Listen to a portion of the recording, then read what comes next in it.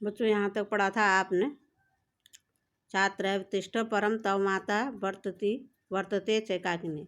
मैं चाहता हूँ कि तुम हमेशा यहाँ ठहरो, लेकिन तुम्हारी माता अकेली हैं। यहाँ तक पढ़ा था आपने भाग 2 में। आज आगे पढ़िए। त्वम शीघ्रमेव स्वगृहं गच्छ। तुम शीघ्र ही, मेव का मतलब ही, स्व अपने गृहं घर जाओ। इत्युक्ता काका कक्षाभ्यंतर तिस्रो मंजूषा निस्सार्य ताम प्रतिबद्धत। इतना कहकर, इति उक्त्वा यानी इतना कहकर कौआ अपने कमरे के अंदर गया और 3 मंजूषा मीन्स वस्तुएं, 3 मंजूषा निशारे निकाल कर ताम प्रतिबद्धत, ताम उससे, प्रत्यबद्धत बोला। क्या बोला? बालिके संबोधन है। बालिके यथेच्छया ग्रहात् मंजूषाम में काम। यथेच्छयाम अपनी इच्छा के अनुसार, ग्रहात् ग्रहण करो, मंजूषाम में काम एक मंजूषा। इन तीनों में से तुम अपनी इच्छा के अनुसार एक मंजूषा ग्रहण करो। लघुतमां मंजूषां प्रगृह्य बालिकया कथित मियदेव मदीय तांडुलानां मूल्यम। लघुतमा यानी सबसे छोटी मंजूषा प्रगृह्य लेकर के बालिकया, बालिका बोली, कथित बोली, यह हे देव, यह मेरे चावलों का मूल्य है। गृहम आगत्य तया मंजूषाम समुद्घाटिता। घर आकर वह उस मंजूषा को खोलती है, समुद्घाटिता खोलती है। क्या देखती है? तस्या महाहरणी हीरकाणी विलोक्य सा प्रहर्षिता तद्धनिका च संजाता। तस्याम उसमें महाहरणी बहुत सारे हीरकाण हीरों को देखकर विलोक्य सा प्रहर्षिता वह खुश हो गई और उसके बाद वह धनवान हो गई, संजाता हो गई। पहले गरीब थी, उसमें से उसको क्या निकले? बहुत सारे हीरे निकले, जिनको देखकर वह खुश हो गई और उसके बाद से वह धनवान हो गई। उसके आगे देखिए। तस्मिन्नेव ग्रामे एका अपरा लुब्धा वृद्धा न्यवसत। तस्मिन्नेव उसी गांव में एका अपरा एक दूसरी लुब्धा लोभी वृद्धा बुढ़िया रहती थी। तस्यापि एका पुत्री आसीत। उसकी भी एक पुत्री थी। ईर्ष्या सा तस्य स्वर्णकाकस्य रहस्यम अज्ञातवती।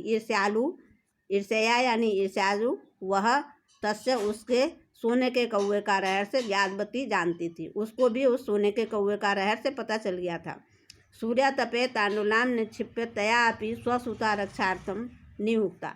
उसने भी चावलों को सूर्यातपे, सूर्य की धूप में डालकर अपनी बेटी को रक्षा के लिए नियुक्त किया। तथैव स्वर्णपक्षा काका तांडुलान भक्षयन। उसी प्रकार से, तथैव मीन्स होता उसी प्रकार से, सोने का पक्षी कौआ चावलों को खाने लगा। तामपि तत्रैव कार्यत। वह भी पहले वाली बालिका की तरह उसको भगाने लगी। प्रातस्तत्र गत्वा सा काकम निर्भर्तस्यन्ति प्रावोचत।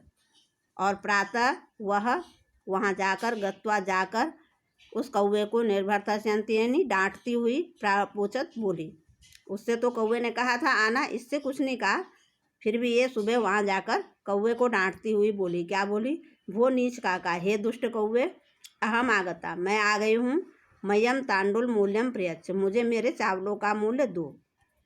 गर्वितया बालिकया प्रोक्तम स्वर्ण नहीं, यहाँ से काको अब्रवीत। कौवे ने बोला, अहम त्वत्कृते सोपानम उतार्यामि। जैसे उससे कहा था, मैं तुम्हें सीढ़ी से ऊपर लाता हूँ।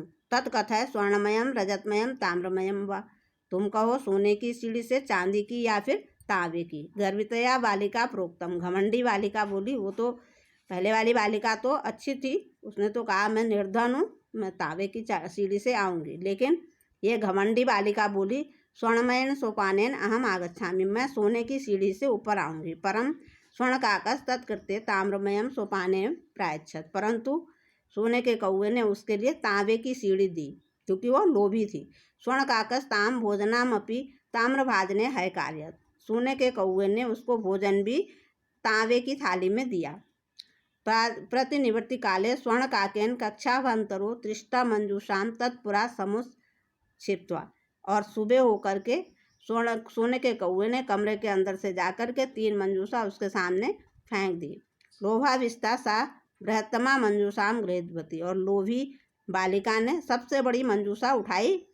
गृहम आगत्य और घर आ गई। सा था हर्षिता यावत मंजूषाम उद्घाटयति। और वो खुश होते हुए उस मंजूषा को खोलती है। तावत तस्याम भीषण कृष्ण सर्पो विलोकिता। उसमें से वो क्या देखती है? बहुत बड़ा काला सर्प था, भयंकर बहुत बड़ा काला सर्प था। लुब्धया बालिकया लोभस्य फलम प्राप्तम, लोभी बालिका को लोभ का फल मिल गया था। तदंतरम सा लोभम परत्यजत, और इसके बाद उसने लोभ त्याग दिया, वो भी अच्छी बन गई। तो इसमें से क्या पता चलता है कि लोभ नहीं करना चाहिए। इसका सारांश लिखेंगे। धन्यवाद।